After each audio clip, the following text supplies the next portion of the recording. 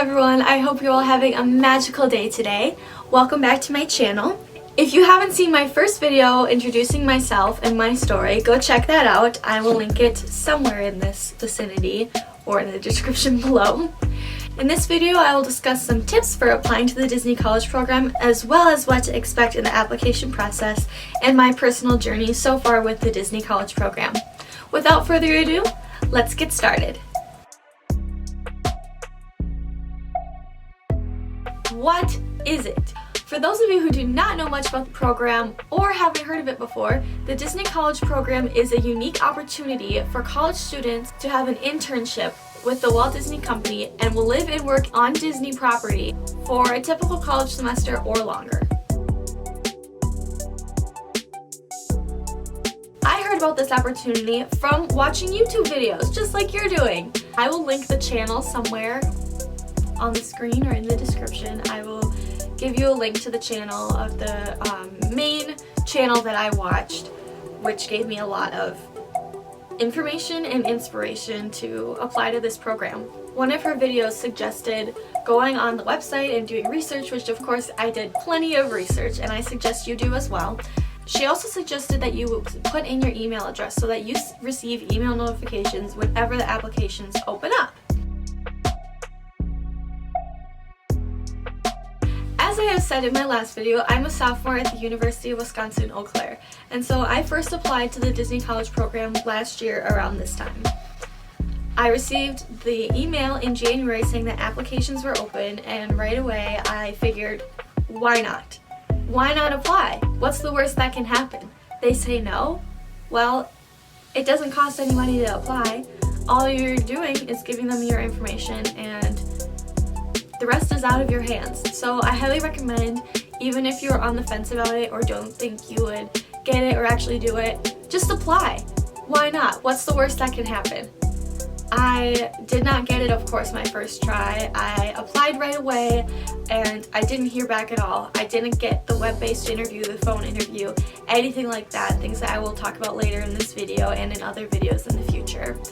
I just got the rejection email, the no longer in consideration in April, and I wasn't expecting much. It still hurt, of course, because you get rejected from Disney. It's gonna hurt a little bit. But I wasn't expecting to get it after I had completed my first semester of college. I didn't have much experience. So then, August rolls around. I was still receiving emails from them updating on different things, and I got the email saying that applications were open, and I was actually nannying that day, I believe, and the kids were just playing, and I figured, why not? Let's apply again. Let's see what happens. I'm going to keep applying until I get it or I don't. And if it's meant to happen, if it's in the plans for me, God or otherwise, or whatever you believe, I knew that it would happen. And by some stroke of luck, it did, but we'll get to that later. There are two different options. There's the fall and the spring program, and then within those there's the regular fall and spring, and then there's fall advantage and spring advantage. So basically the advantage ones are just longer. So my program goes from the end of January to mid-May, as most people's are. The advantage programs would go from end of January, beginning of February to the beginning of August. And then that would be when the fall program starts, and then they go until January. So there's always college kids working their booties off at the Magic Kingdom and wherever else. There's also an option to extend your program once you are down there. I'm not exactly sure how this works, of course, because I'm still in Minnesota right now, and I haven't left for Disney yet, but I am very excited. We are getting down there with how many days. But anyways, once you are down there, towards the end of your program, you can apply to extend your program and stay longer, or you can apply to work seasonal, part-time, full-time, anything like that. There's a lot of different options, and you don't have to only do one program. You can go back and do another program later on. And they just changed the guidelines, so you can apply for the Disney College program up to a year after you graduate from college. I think that is so cool and a great option for me in the future if I'm just feeling stuck and don't know what to do, and I'm, towards the end of my college career, I can apply to the Disney College program again and see what happens. It is really up to the individual what you make of the experience, and of course up to the recruiters. The application requirements can be found on the Disney College program website, which I will link in the description below, but I will read some of them to you right now. 1. Students must be currently enrolled in taking classes at an accredited program or institution and have completed at least one semester or have graduated within the last 12 months. 2. Meet any school requirements if applicable. 3. Be at least 18 years of age by the time the program begins. And 4. Possess unrestricted work authorization. So I would say these are pretty standard things. This is why I was able to apply after my first semester just completed, because that's all you need. Anyone can do the Disney College program. You don't have to have a specific advisor at your school for it or anything like that. Anyone can just apply. It's really cool. Okay, as I have mentioned before, I applied twice and I feel very fortunate that I got it on my second application, because I've heard so many stories of people who have applied every single semester before they get it, their last semester of college, or some people that just never get it at all. So I am so thankful and feeling so blessed that I have this opportunity to go make my dreams come true.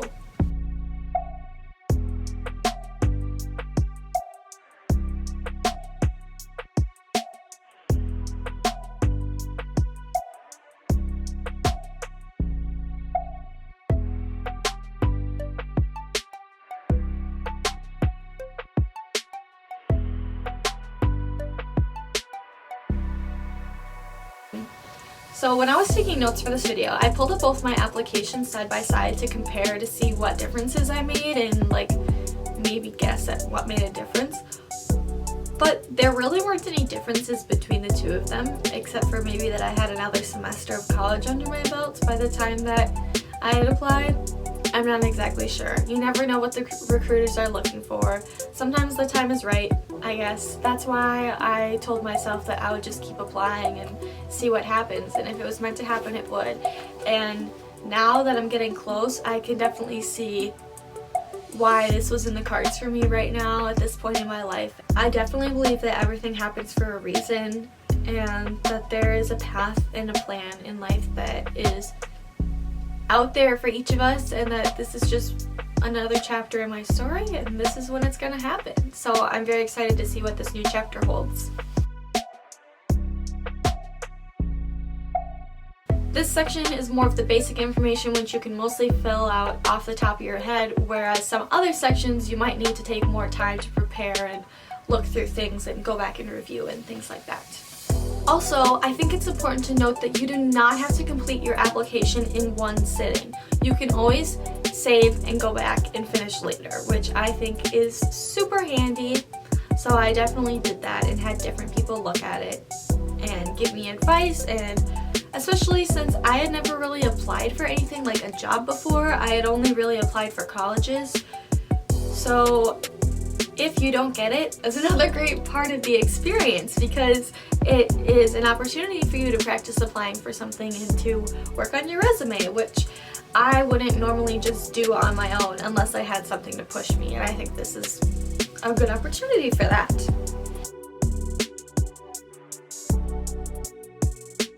Alright, when you are applying, first you go to the website that I will link, which is jobs.disneycareers.com/Disney-college-program. I will link it below. You can literally just look up Disney College Program on Google and find so much information.